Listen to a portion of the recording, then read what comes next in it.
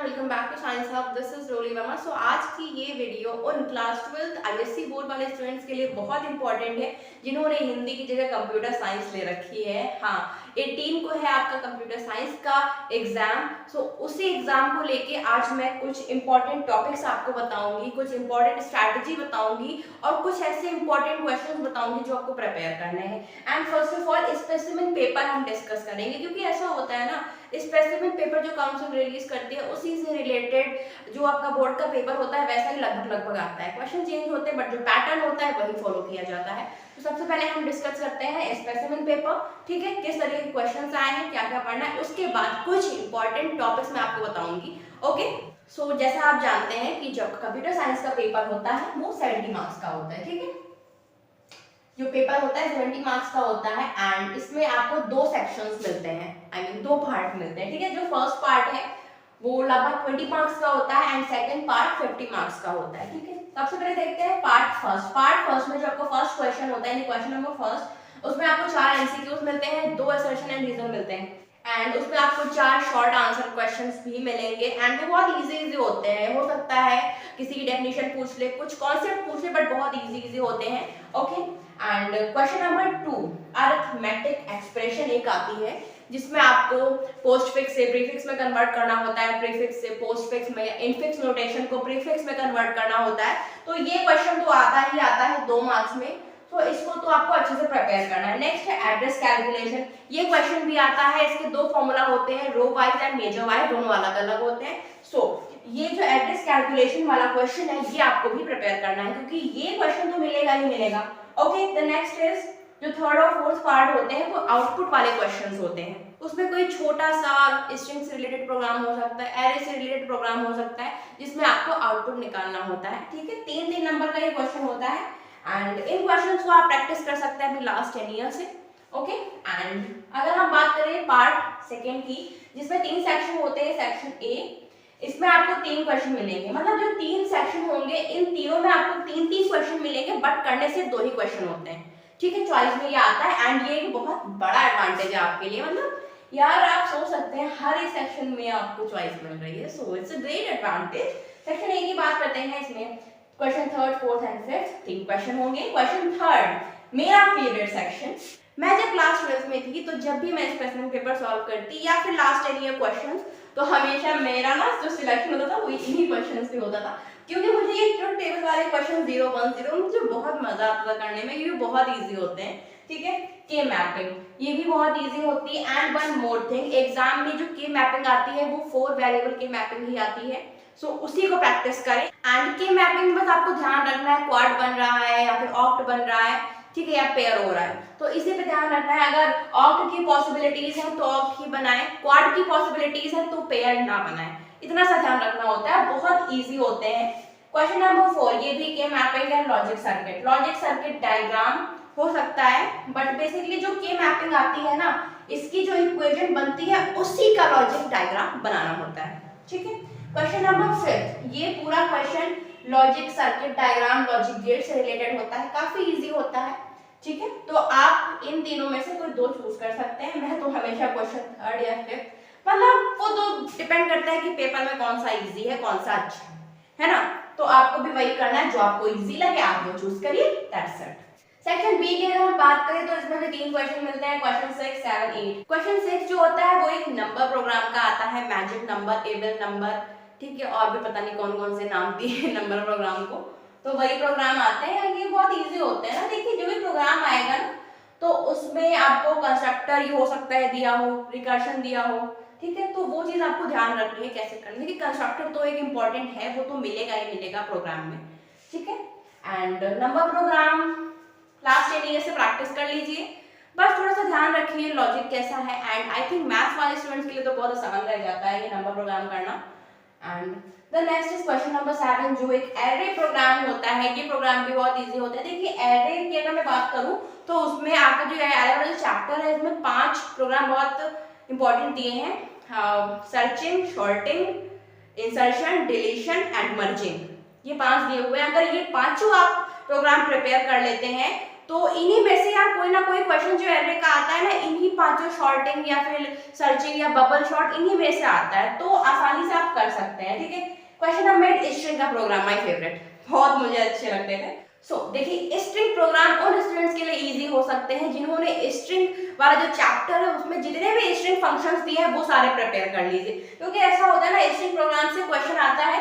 For example मैं लिखती हूँ यहाँ पे ROLI, this is my name.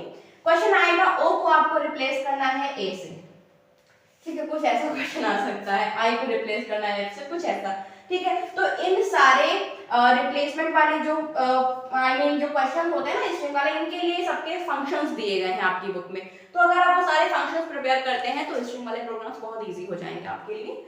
So I think you should always go for a string program और अ नंबर प्रोग्राम, ऐसे ही इजी आती है, कर सकते हैं। आप पे डिपेंड करता है कि आपको कौन से प्रोग्राम अच्छे लगते हैं एंड एग्जाम में कौन सा आपकी समझ में आता है। Okay, the next is section C. Section C में भी मेरा जो फेवरेट था वो जो लास्ट के क्वेश्चन आते थे 10th एंड 11, बाइनरी ट्री मुझे बहुत अच्छा लगता था करना।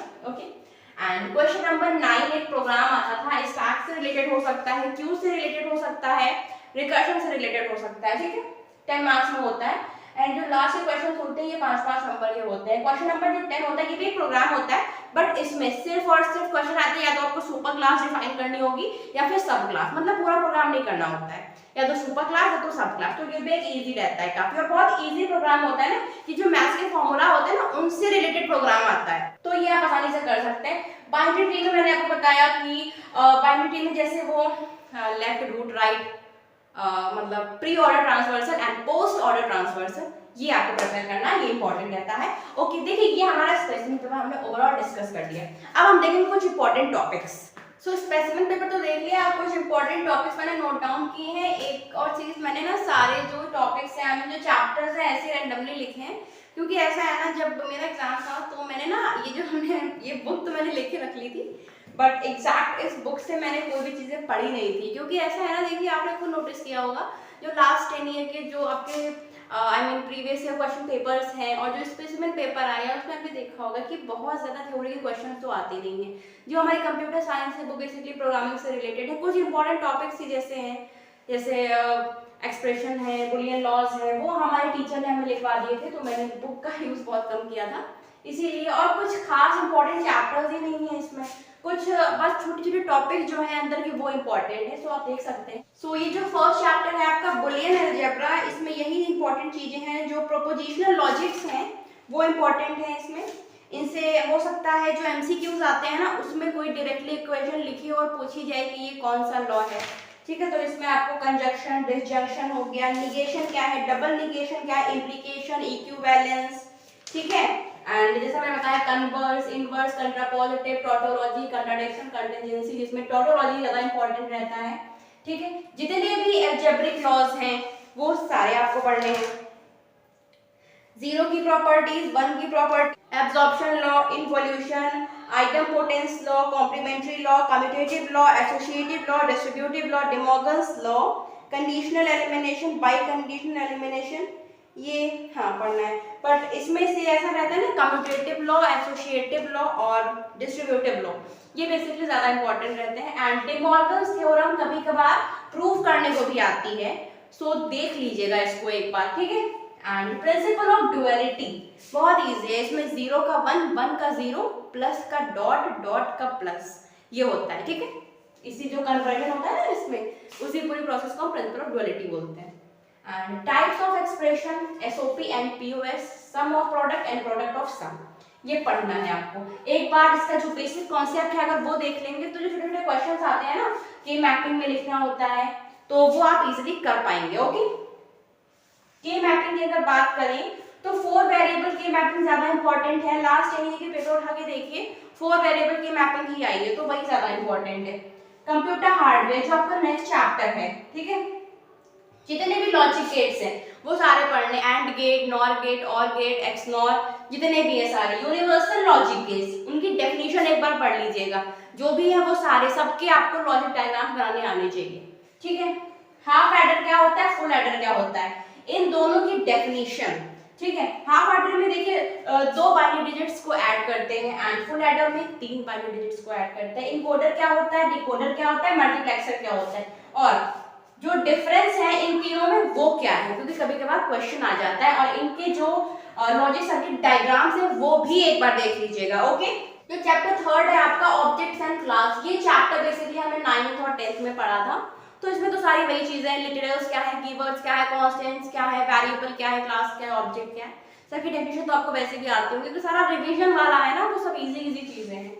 इसमें इंपॉर्टेंट चीजें, सबसे इंपॉर्टेंट तो पॉलीमॉर्फिज्म रहता है, ये आपको एग्जांपल के साथ प्रिपेयर करना है। एब्स्ट्रैक्शन क्या है, एब्स्ट्रैक्शन में एक एब्स्ट्रैक्ट क्लास बनती है जो एब्स्ट्रैक्ट कीवर्ड है उसको यूज करके वो पढ़नी है। इनकैप्सुलेशन क्या है, इंटरफेस, इसकी डेफिनेशन आ चुकी है एक बार कि इसका यूज क्या होता है। ओवरलोडिंग एंड ओवरराइडिंग, ये देख लीजिएगा क्या होता है। डाटा टाइप्स एंड वेरिएबल्स, ये भी बेसिकली 9th 10th में पढ़ा हुआ था, सब रिवीजन वाला है। स्ट्रिंग मैनिपुलेशंस में रैपर क्लासेस क्या होती हैं जरूर पढ़िएगा, ठीक है। स्ट्रिंग फंक्शंस कभी कभार पूछा जाता है, उसका यूज क्या होता है, ठीक है।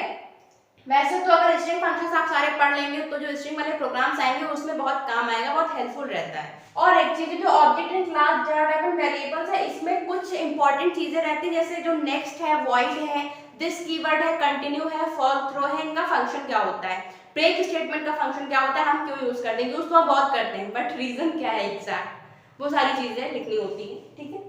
एरे में भी मैंने आपको बताया था, जो 5 एरे के प्रोग्राम्स रहते हैं ना, linear, searching and sorting, bubble sort जिसमें आती है, डिलीशन, इंसर्शन, मर्जिंग, ये पांचों प्रिपेयर कर लीजिए, कोई भी एरे का प्रोग्राम आएगा आप आसानी से कर लेंगे। मेथड फंक्शंस में पास बाय वैल्यू क्या होता है, पास बाय रेफरेंस क्या होता है, pure methods and impure methods क्या होता है। अब बात करते हैं डाटा स्ट्रक्चर की, तो डाटा स्ट्रक्चर में स्टैक क्या होता है, ठीक है, and push pop peep change, ये तो आप जब स्टैक पढ़ेंगे तो उसमें क्लियर हो जाएगा। इसमें ये जो अरिथमेटिक एक्सप्रेशन होते हैं ना, प्रीफिक्स, इनफिक्स, पोस्टफिक्स, जो कन्वर्ट करने को आता है, इसको जरूर पढ़ लीजिएगा। मैथ में हम बॉडमास का रूल फॉलो करते हैं, इसमें बेडमास का रूल फॉलो करते हैं। जो प्रेसिडेंस होता है ना मल्टीप्लिकेशन और डिवीजन का, एडिशन और सब्सट्रैक्शन का, वो ध्यान में रखिएगा, तो ये वाले क्वेश्चन आसानी से हो जाएंगे। नेक्स्ट है क्यू क्या होती है, उसमें इंसर्शन और डिलीशन कैसे करते हैं, एंड एड्रेस कैलकुलेशन हम कैसे करते हैं वो भी आपको करना है, क्योंकि उसका एक क्वेश्चन 2 से 3 नंबर में जरूर आपको आपके एग्जाम में मिलेगा, ठीक है। Row major orientation and column major orientation दोनों आपको पढ़ना है। लिंक्ड लिस्ट की डेफिनेशन पढ़नी है, ये क्या होती है। उसके बाद most important thing, binary tree, इसका मैंने बताया था एक क्वेश्चन 5 नंबर का जरूर मिलेगा सेक्शन सी में, एंड आप वो कर सकते हैं, बहुत आसान रहता है, बहुत इजी रहता है वो क्वेश्चन, ठीक है। एंड इसमें क्या है, कुछ इंपॉर्टेंट चीजें हैं जो क्वेश्चन आते हैं ना, वो बेसिकली पूछते हैं कि रूट क्या है, सब ट्री क्या है, ट्री की हाइट क्या है, ट्री का लेवल क्या है, ट्री का पाथ क्या है, प्रेडिसेसर क्या है, सक्सेसर क्या है, सिबलिंग्स क्या है, इंटरनल नोड्स क्या है, size of the tree, depth of the node, तो जो भी क्वेश्चन आएगा इन्हीं चीजों से रिलेटेड आएगा, सो इनको आपको बहुत अच्छे से प्रिपेयर करना है, ठीक है। तो यही कुछ इंपॉर्टेंट चीजें थी। And binary tree transversal, pre order transversal, post order and in order transversal, इसको अच्छे से पढ़ना है। एंड जो इंपॉर्टेंट क्वेश्चन मैंने बताए हैं, ठीक है, वो सारे प्रिपेयर कर लीजिए। ये जो 2 चैप्टर्स है, ये ना पूरा क्लास 9th का है, सब वो एक बार रिवाइज कर लीजिए, सारी चीजें आपकी कवर हो जाएंगी। Okay, so if you like this video, please like, share and subscribe to the channel and hit the bell icon for upcoming videos, and thanks for watching.